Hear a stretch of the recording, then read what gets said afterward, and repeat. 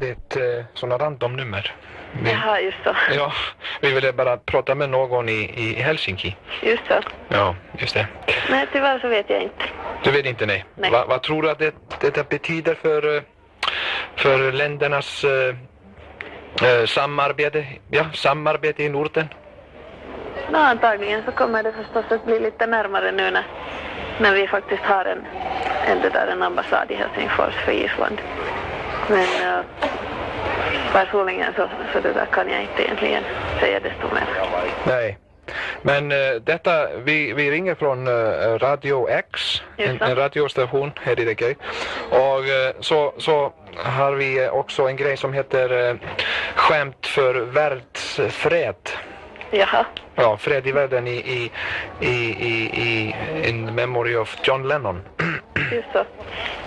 And får vi berätta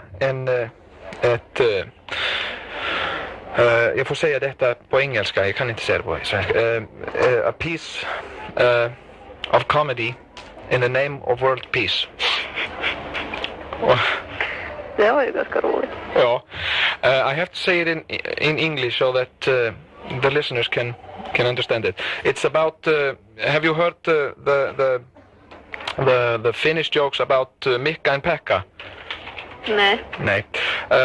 They were Mikka and Pekka were drinking, and then they ran out of booze, and Mikka went looking for something to drink, and then he came back with what do you call it, tea sprit, and he said, well, this we can drink. Then Pekka said, no, you can't drink that, you'll be blind. And Mikka thought about it for a little while, and then he said, well, man har väl sett det mesta. This was funny. Jo, Ja. Man har väl sett det mesta. det har man. Ja, visst. Okej, men tack så mycket och hälsa till alla. Ska ske. Okej. Hej, hej. Hej, hej. Ja, detta fallet.